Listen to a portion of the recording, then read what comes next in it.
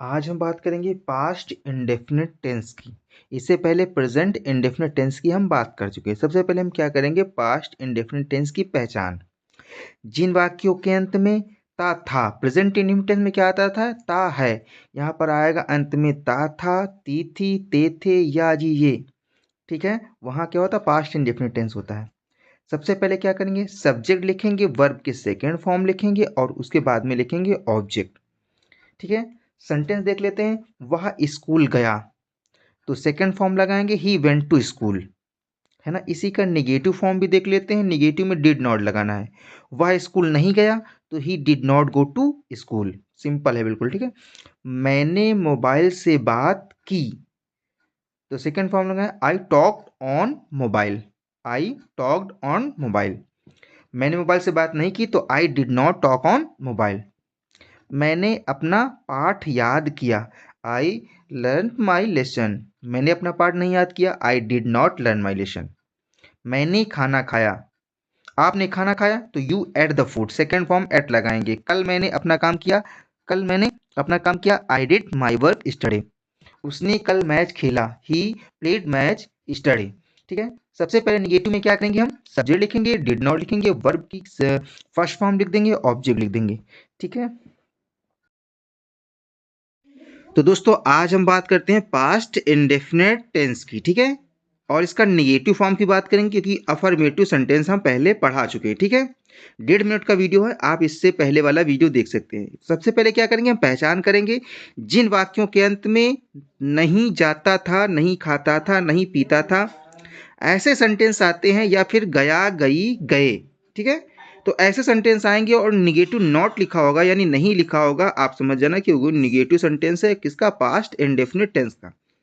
नहीं खाता था, वह स्कूल नहीं जाता था, वह खाना नहीं खाता था, वह पानी नहीं पीता था, वो मोबाइल से बात नहीं करता था। तो नहीं जहां पर आ जाएगा और था लिखा होगा, था, वहां पर क्या होगा, पास्ट इंडेफिनिट टेंस। सबसे पहले क्या करेंगे, इसमें सब्जेक्ट लिखेंगे और यहाँ पर डिड नॉट लगाएंगे। क्या लिखा लगाएंगे, डिड नॉट, आपको याद रखना डिड नॉट लगाना है।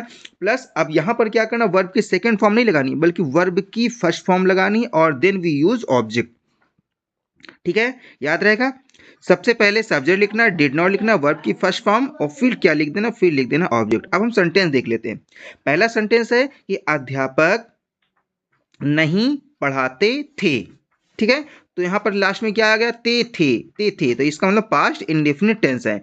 द टीचर, नॉट के लिए क्या लगाएंगे यहां पर, did not. The teacher did not teach.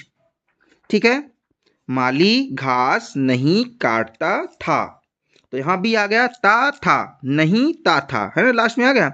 क्या लिखेंगे, द गार्डनर, फिर क्या लिखेंगे, did not. The gardener did not, और काटने का होता cut, cut the grass. The gardener did not cut the grass. ठीक है, तीसरा सेंटेंस देख लेंगे। वह स्कूल नहीं जाती थी, वह स्कूल नहीं जाती थी, यहां पर आ गया थी, यानी कौन सा टेंस है, तो ये हो जाएगा पास्ट इंडेफिनिट टेंस। सेंटेंस में वह के लिए, लड़की के लिए सी लिखते हैं, सी डिड नॉट। निगेटिव के लिए क्या लिखेंगे, डिड नॉट, फिर वर्ब की first form go, she did not go to school, है ना। फिर क्या लिखा है, तुम साइकिल तेज नहीं चलाते थे, है ना।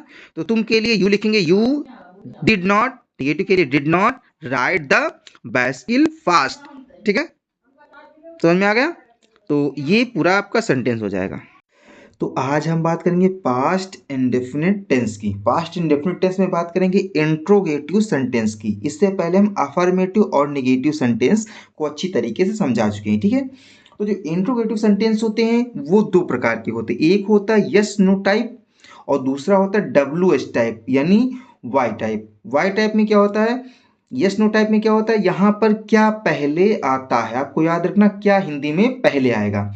और यहाँ पर दूसरे में क्या होगा, क्या, क्यों, कहाँ, कैसे, ये बीच में आता है।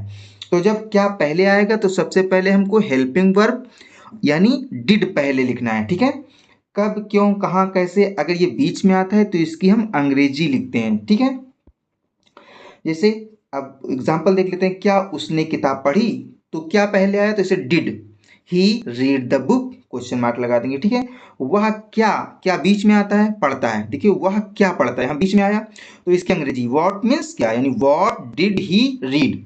अब समझ लेंगे इसका सीक्वेंस क्या होगा। सबसे पहले क्या पहले आएगा, तो उसमें डिड पहले लिखना है, फिर सब्जेक्ट लिखना है, और सब्जेक्ट के बाद में वर्ब की फर्स्ट फॉर्म लिखनी है, और उसके बाद हमको ऑब्जेक्ट लिख देना है, ठीक है। और क्वेश्चन वर्ड वाले में सबसे पहले क्वेश्चन वर्ड लिखेंगे, यानी व्हाट, वेयर, विच, ये वर्ड लिखेंगे, फिर हेल्पिंग वर्ब डी लिखेंगे, फिर सब्जेक्ट वर्ब की फर्स्ट फॉर्म, और उसके बाद ऑब्जेक्ट लिख देंगे, ठीक है। चलिए अब हम क्या करेंगे, एक्सरसाइज सॉल्व करते हैं।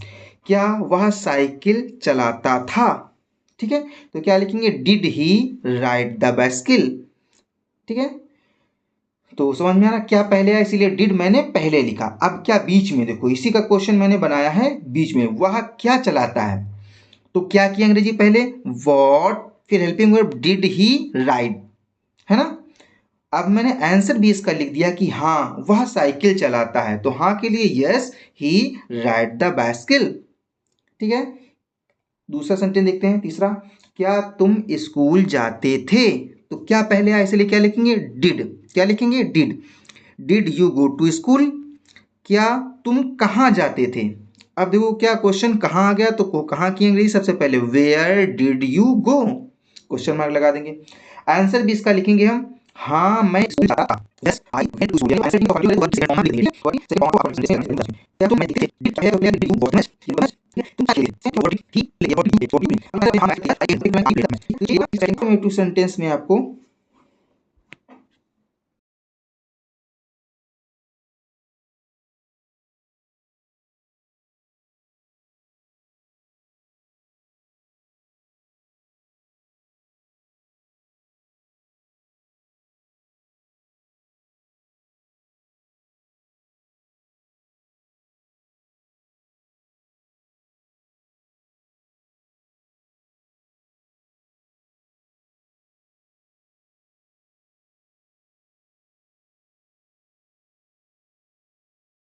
तो आज हम बात करेंगे पास्ट इंडेफिनिट टेंस, क्योंकि पास्ट इंडेफिनिट टेंस की हम अच्छी तरीके से बात कर चुके हैं पहले। आज हम क्या करेंगे, आज हम लेंगे एक्सरसाइज, और एक्सरसाइज वो भी हम कहानी के माध्यम से आपको समझाएंगे, ठीक है। यानी एग्जाम्पल लेंगे कहानी का, और कहानी वो भी होगी हम लोगों से रिलेटेड, यानी किसान वर्ग और गाँव से ही रिलेटेड, ठीक है। जैसे पहला क्वेश्चन मैंने लिया है, जो पहला सेंटेंस है, एक गांव में एक किसान रहता था, है ना। तो मैंने पहले ही बताया कि जहां पर एक गांव में पहले ही प्रीपोजिशन आ जाएगी, तो आपको सबसे पहले देयर का यूज करना है।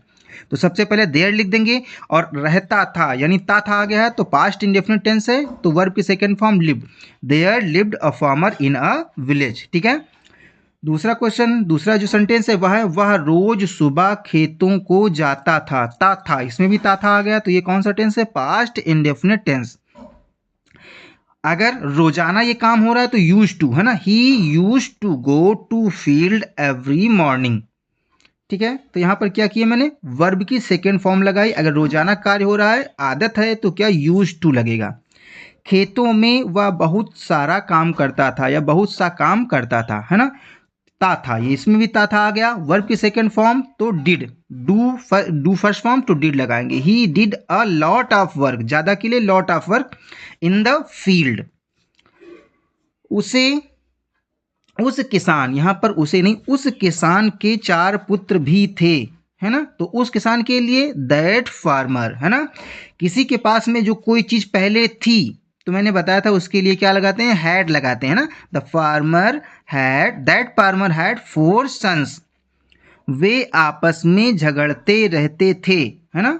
थे, ये भी पास्ट इंडेफिनिट टेंस है, तो वे के लिए क्या लिखेंगे, दे। अगर रोजाना ये काम हो रहा है तो use to, they use to fight. और अगर ज्यादा व्यक्तियों में अगर कोई भी चीज डिस्ट्रीब्यूट की जा रही है, या ज्यादा व्यक्तियों में कोई समस्या है, तो क्या लिखोगे, एमंग, एमंग देमसेल्फ, ठीक है।